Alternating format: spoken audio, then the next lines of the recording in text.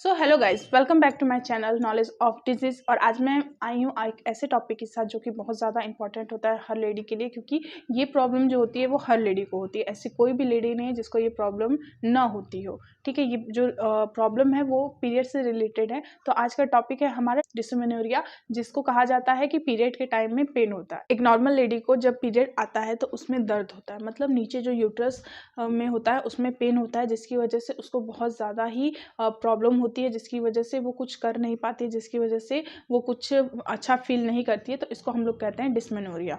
ठीक है, अब हम बात करते हैं कि डिस्मेनोरिया होता क्या है। डिस्मेनोरिया जो होता है उसमें क्या होता है कि जो हमारा पेट होता है उसके निचले हिस्से में दर्द होता है, या फिर ऐंठन होता है, या फिर हम ये कह सकते हैं कि यूट्रस यानी बच्चेदानी में हमें दर्द होता है, जिसका अनुभव जो कि लड़कियां होती हैं वो मेंस्ट्रुएशन पीरियड स्टार्ट होने से पहले और उसके अंतराल, मतलब उसके अंदर उसके टाइम पे जब वो होता है पीरियड, उसमें अनुभव करती हैं, जो कि बहुत दर्दनाक होता है, जिसकी वजह से उनको बहुत कठिनाई होती है। तो ये होता है डिस्मेनोरिया। अब हम बात करते हैं कि इसमें लक्षण क्या क्या होते हैं। इसमें लक्षण क्या होते हैं कि हमारी बच्चेदानी में दर्द होता है, ऐंठन होता है, मिचली आती है, उल्टी होती है, असहनीय दर्द होता है, सिर दर्द होता है, चक्कर आना होता है। ये होते हैं सारे लक्षण कि क्या क्या होता है डिस्मेनोरिया में। अब हम बात करते हैं कि इसमें कितने प्रकार होते हैं। इसमें दो प्रकार होते हैं, एक होता है प्राइमरी डिसऑर्डर और दूसरा होता है सेकेंडरी डिसऑर्डर। तो इसमें प्राइमरी डिसऑर्डर जो होता है उसमें ये होता है कि जो मतलब पेन होता है वो अंतर्हित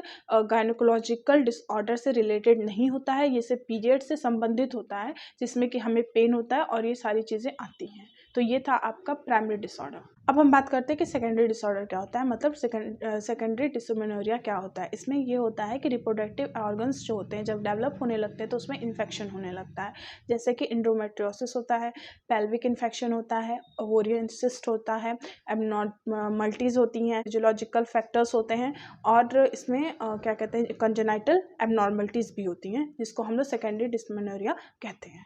अब हम बात करते हैं कि क्या क्या कारण होते हैं डिस्मेनोरिया के।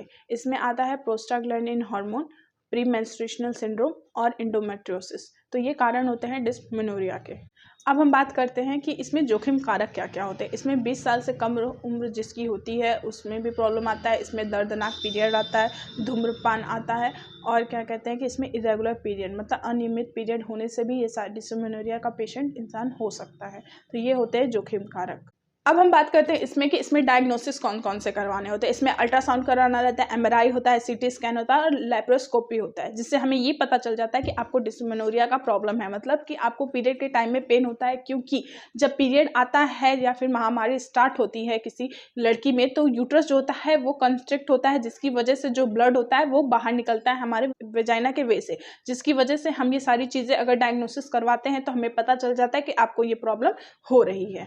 अब हम बात करते हैं कि डिस्मेनोरिया अगर होता है तो घर में क्या क्या करना चाहिए, या घरेलू उपचार क्या क्या होते हैं इसमें कि हमें क्या करना चाहिए। इसमें गर्म पानी से स्नान करना चाहिए, हल्का और पौष्टिक भोजन खाना चाहिए, तनाव नहीं लेना चाहिए और एक्सरसाइज करना चाहिए, जिसकी वजह से आपको डिस्मेनोरिया में थोड़ी हल्का रिलीफ होगा, जिसकी वजह से आपको अच्छा लगेगा और दर्द भी कम होता है।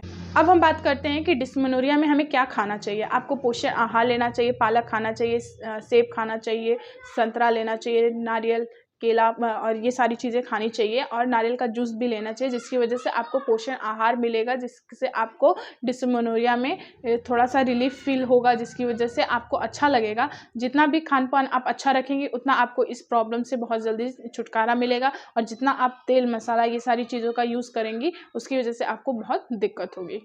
अब हम बात करते हैं कि डिस्मेनोरिया में क्या नहीं खाना चाहिए। आपको उस टाइम मुर्गा, अंडा, मछली और चिप्स, मसालेदार चीज़ें, मूंगफली और डेयरी की चीज़ें आदि नहीं खानी चाहिए, जिसकी वजह से आपको डिस्मेनोरिया में प्रॉब्लम हो। अगर ये सारी चीज़ें आप लेती हैं तो आप डिस्मेनोरिया को बढ़ावा देती हैं, जिसकी वजह से आपको ज़्यादा से ज़्यादा पेन होगा।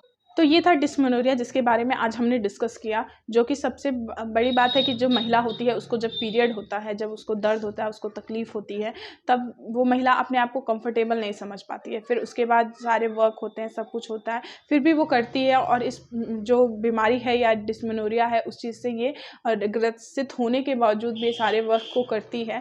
तो हम जितना भी कोशिश करें ज़्यादा से ज़्यादा इसको शेयर करने की, जिसकी वजह से लेडीज़ को ये पता चल सके कि हाँ, इस चीज़ का भी प्रॉब्लम, इस प्रॉब्लम का सॉल्यूशन है, जिससे कि वो आराम उनको मिल सकता है। तो अगर आपको वीडियो पसंद आई हो और आपको अच्छा लगा तो प्लीज़ इसको शेयर करिए, लाइक करिए, कमेंट करिए और मिलते हैं आपको नेक्स्ट वीडियो में। तब तक के लिए थैंक यू।